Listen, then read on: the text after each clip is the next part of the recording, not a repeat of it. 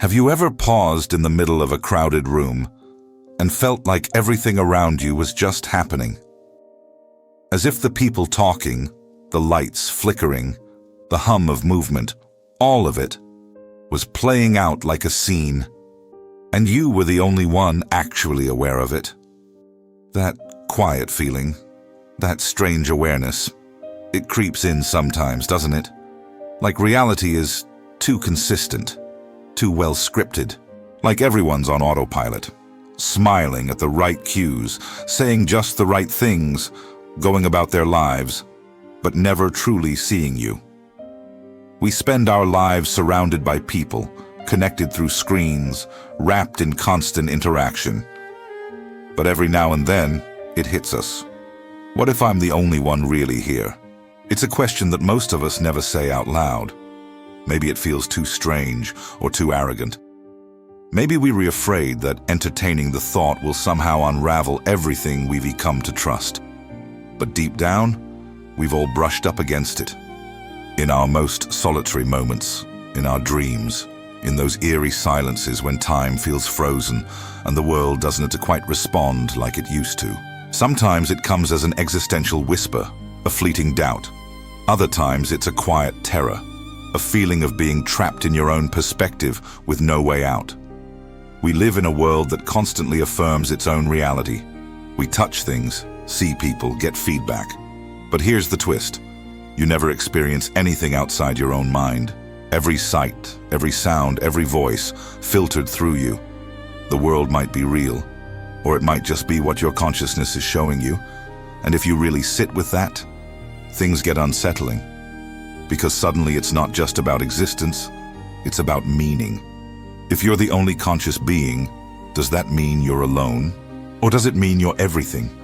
And if reality exists only in your awareness, what happens when you sleep? When you forget? When you question?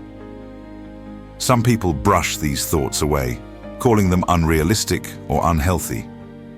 Others chase them, down rabbit holes of philosophy, simulation theory, dreams, and spiritual awakening.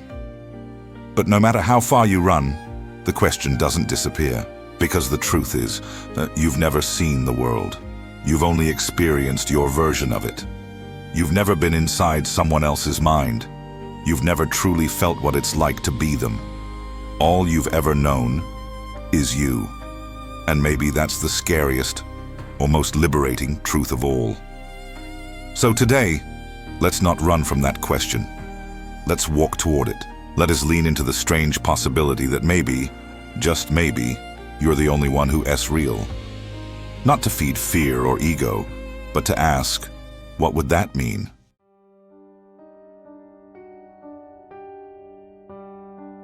There's a strange kind of silence that creeps in when you first hear the word solipsism.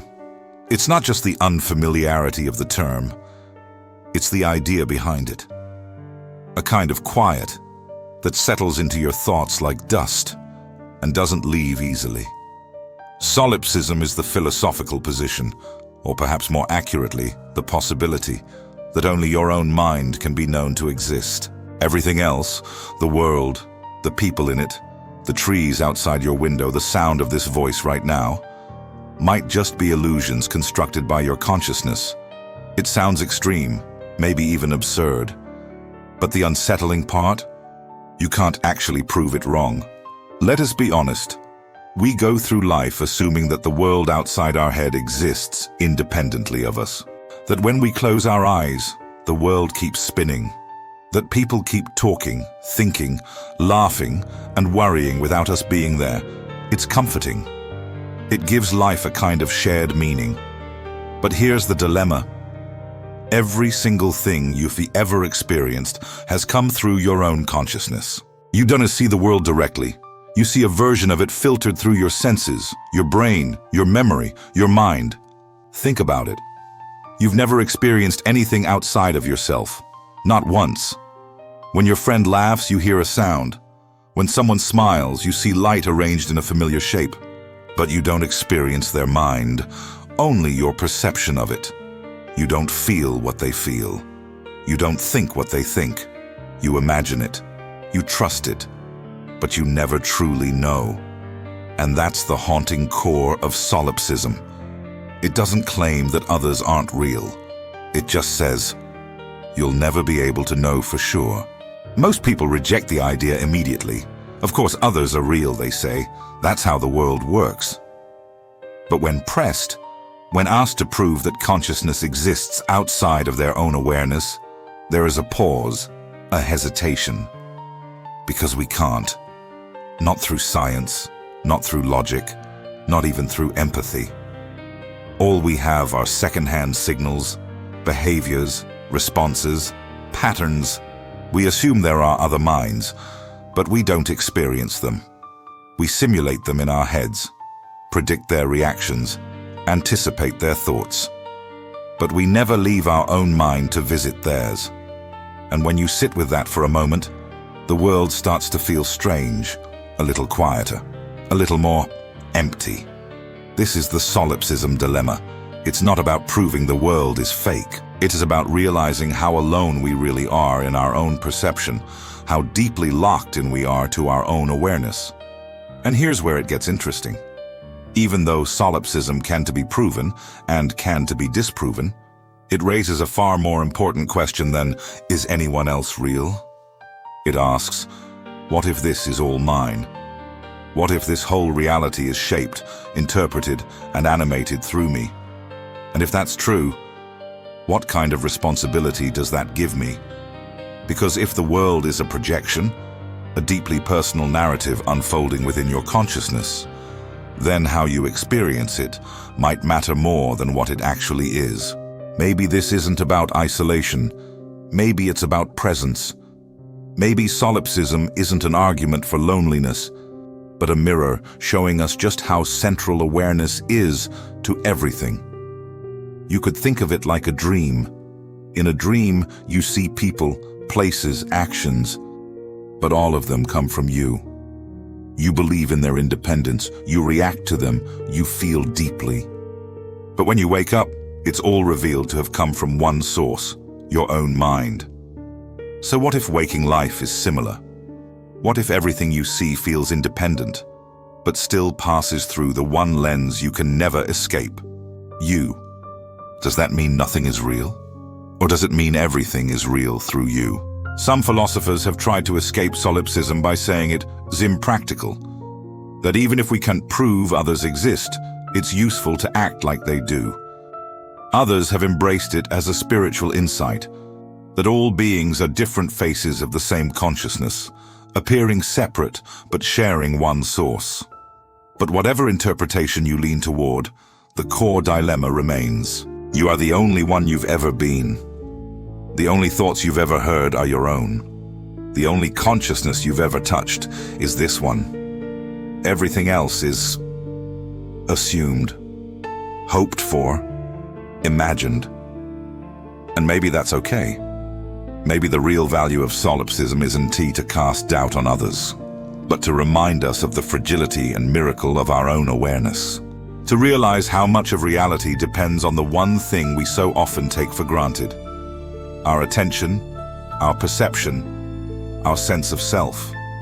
And if nothing else, maybe solipsism is a gentle, eerie reminder that in this vast, mysterious story called life, you are the only character you've ever played, and maybe, just maybe, the only one who truly knows the story is being written at all.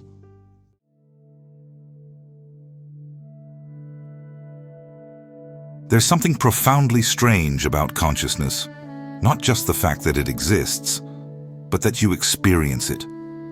Right now, as these words pass through your awareness, there's a part of you watching, listening, processing, feeling. And that part, that inner observer, is always alone. We don't usually think about it that way, but it's true. Consciousness, by its nature, is solitary. You can be in a crowd of thousands, but no one will ever be inside your awareness. No one will ever hear your inner voice but you. No one else sees the world quite the way you do. We talk a lot about connection, about empathy, relationships, shared understanding. And all of that is deeply human. Deeply, but at the center of it all is a truth we quietly carry. That no matter how close we get to someone, we are still ultimately alone in our minds. You can describe your thoughts. You can try to explain how something made you feel. But the actual experience, the raw perception of it, that's yours alone. No one can step into your moment. No one can fully know what it's like to be you, just as you'll never truly know what it's like to be anyone else. And yet, we build our entire lives around the assumption that we do understand each other. We rely on words and body language and memories and stories to bridge the gap. But the truth is, those bridges are always incomplete. There's always a piece of you that remains untouched, untranslatable. This isn't a flaw in human nature. It's just the structure of consciousness. It's private, singular. It doesn't matter how advanced our technology gets, how deeply we connect. We will never merge with another consciousness. We might come close, but the final door is always locked. And that realization can be deeply unsettling. Because if you follow it to its conclusion, you realize something. Every single experience you've ever had, from your most joyful memory to your deepest fear, has only existed inside you. Not in the world, not in someone else's eyes, just within the quiet theater of your mind. You've been the only audience member the whole time. And that brings us to a strange paradox. On one hand, it can feel isolating, like no one will ever truly know you, like you're trapped in a perspective that you can't share, no matter how hard you try. But on the other hand, it can be empowering, because it means you are the center of your world, not in a narcissistic way, but in a very literal, experiential sense. Everything you know, feel, remember, and hope for, it all blooms from the singular garden of your awareness. So when we talk about being alone, it's not about being unloved or unnoticed. It's about understanding that your reality is always interpreted through your own lens, and that no matter how wide the universe stretches, the only place it truly exists, for you, is right here, behind your eyes. And here's something else to consider. If consciousness is isolated, if your experience of the world is something only you ever have access to, then what happens when you stop paying attention, when you sleep, when you forget? Does the world go on? Or does it vanish like a paused movie, waiting for your awareness to hit play again? Of course, logic tells us the world continues. People keep moving. Time keeps ticking. But you've never directly experienced that. Not once. You've only ever known the moments you were present for. The rest? That's faith. Imagination. A kind of mental agreement we've all made so we don't lose our footing. It's easy to think that solitude of consciousness is a burden. But maybe it's a responsibility. Because if no one else sees the world through your eyes, then maybe the way you see it matters more than you thought. Maybe your attention, your presence, is what makes the world real, at least for you. And maybe that's what makes every moment sacred, not because it's being shared, but because it's being witnessed. By you. That's the strange beauty of consciousness in isolation. It's not a prison, it's a perspective. It's the only seat in the universe from which your story is told. And that makes it rare, precious, irreplaceable. So yes, you might be alone in your awareness, but that doesn't mean you're lost. It means you're the one holding the light.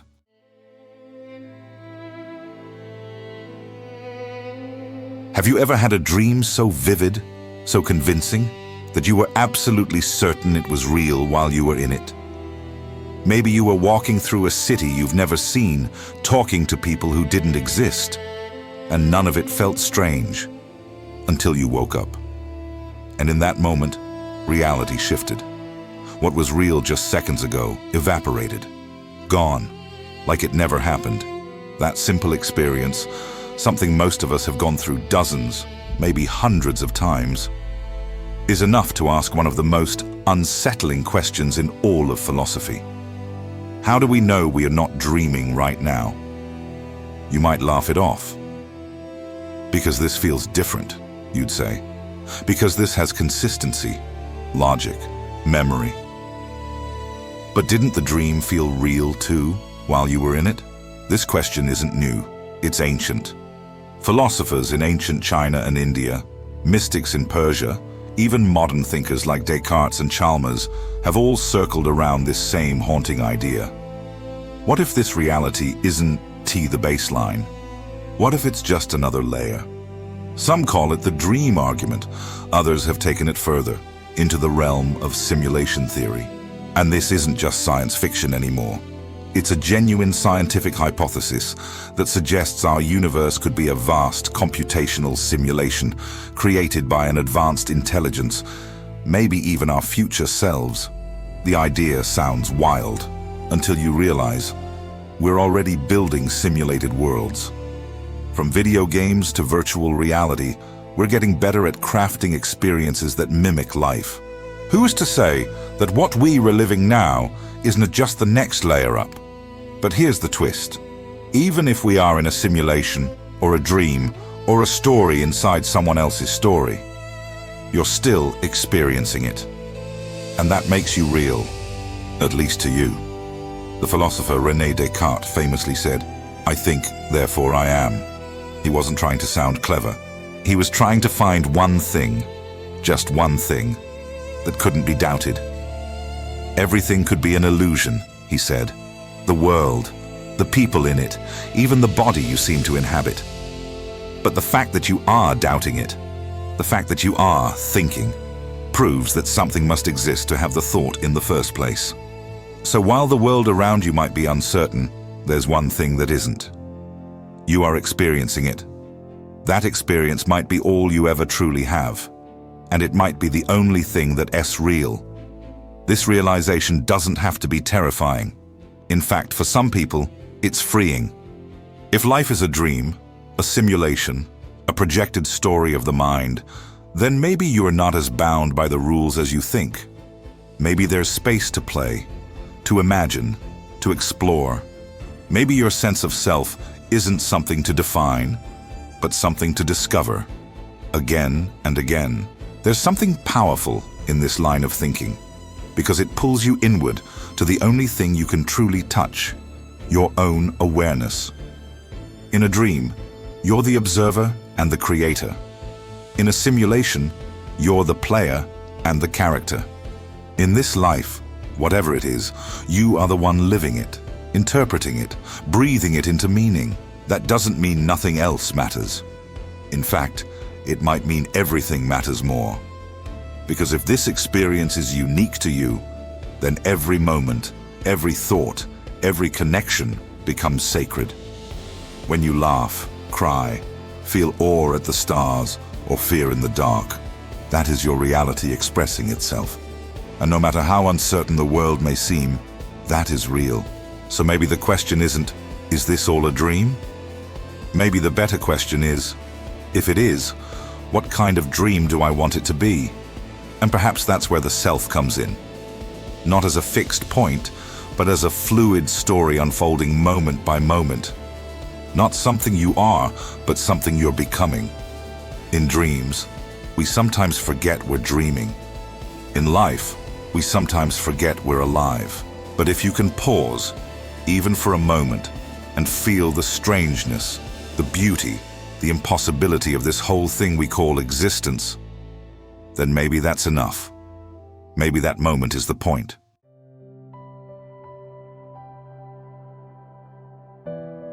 There's a particular kind of loneliness that creeps in late at night when the noise of the world fades and you're left with your own thoughts. Maybe you've felt it before, that hollow echo of wondering whether anyone truly knows you. Not just your name or your story, but the you behind your eyes, the one who watches, the one who thinks and feels. It's a mess in those quiet moments that the question hits hardest. What if no one else is real? What if everyone you've ever loved, laughed with or fought with, every stranger who passed you on the street, is just part of a grand performance made for you? It's a heavy thought, one that feels almost cruel, because even the idea of it is isolating. It separates you from the very thing you crave, connection. And yet, it's also the beginning of something deeper. Because whether or not others are real in the philosophical sense, they are real to you. Their smiles move you. Their words shape you. Their pain stirs something in your chest that can't be ignored. If solipsism is the idea that only your mind exists, then compassion might be the rebellion against it. Because even if the world is your stage, the emotions are still genuine. You feel them. And that means they matter. There's a strange paradox here. The more aware you become of your own mind, its solitude, its patterns, its tendency to create meaning, the more you realize how much you need others. Not because they complete you, but because they reflect something back, something you couldn't see alone. Relationships, real or simulated, become mirrors. In them, we see the best and worst of ourselves. We stretch beyond our ego. We're forced to ask, who am I when I'm with them? Who am I when I lose them? Even if this entire universe is an illusion, it's an illusion full of meaning. And sometimes, that's enough. Because if love, grief, joy, and fear can arise within you, if they can pull tears from your eyes and tremors from your chest, then what greater proof of reality do you need? Perhaps the idea that you were the only one who is real doesn't have to be lonely. Maybe it's a call to responsibility. A reminder that the way you treat others, whether they be figments of your mind or not, reflects the kind of world you are choosing to live in. Kindness, then, becomes a kind of self-honoring. Empathy becomes a sacred ritual. Because if everything you experience is filtered through your consciousness, then shaping that experience with love and curiosity might be the most profound thing you can do. Let's talk about ego for a moment.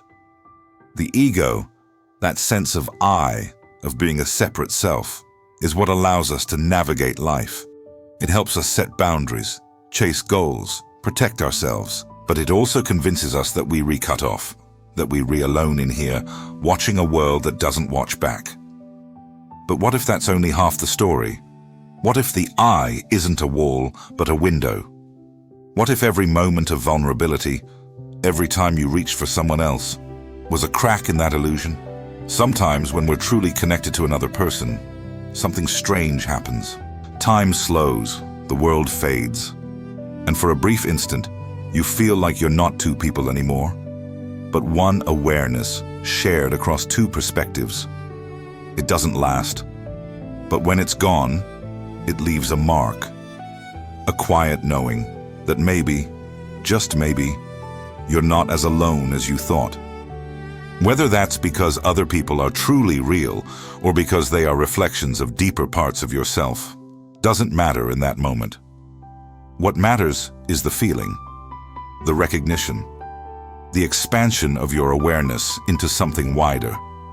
And maybe that's what connection is, not proof that others exist, but proof that you do, that you're more than just a mind behind a skull, that you're part of something, a field, a flow, a strange and beautiful dream that is dreaming itself through you. So where does that leave us? In a world where no one can prove anyone else's consciousness, where the only thing you truly know is your own experience. What do? You live, you breathe, you love hard, you grieve fully, you laugh without reason, you tell people what they mean to you, because maybe, just maybe, you are the only one who's real. But maybe that means everything else is your responsibility, your art, your echo, your mirror. And in that case, why not make it beautiful?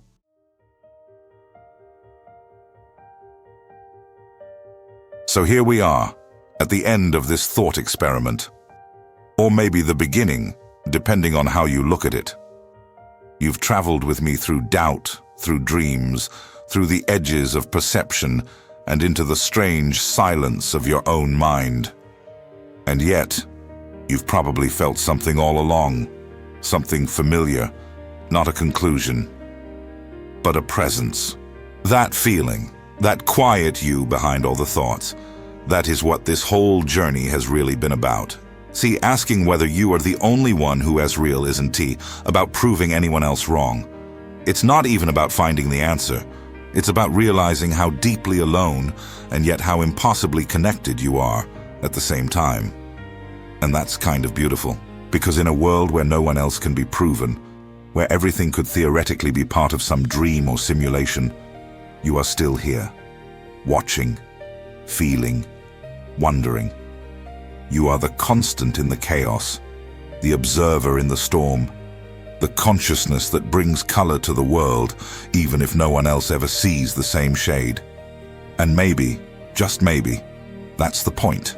You don't need to prove that others are real to love them.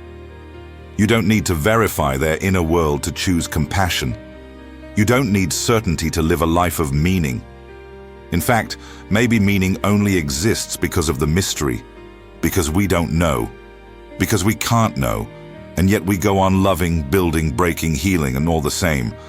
That is one of the most human things you can do. So whether this is all real, or a dream, or some elaborate story your consciousness is telling itself, it's your story. And you get to choose how it unfolds. Not in every detail, not in every outcome, but in the way you show up, in the way you speak, feel, and listen. You may never find out if anyone else is real, but you can still choose to be real with them. You can still choose presence, and maybe, just maybe, the more real you become, the more real the world starts to feel. So keep asking questions, keep sitting with the discomfort, keep playing in the space between certainty and wonder. That's where all the good stuff lives. And if this video made you think, if it stirred something in you, even just a little, I hope you'll stay with me on this journey. Because that's what the Storyteller Panda is all about. Not answers, but deeper questions. Not facts alone, but the feeling behind them. If that's something you value, I invite you to like this video, subscribe to the channel, and most importantly, share your thoughts in the comments. I read every single one, because even if I can't prove you're real, your words still move me. So thank you, truly, for being here. Whoever you are, wherever or whatever, this is. You're not alone, not while you're watching this, and maybe not ever. See you in the next one. Stay curious, stay wondering, and never stop asking the questions that make you feel something, because that is what makes you real.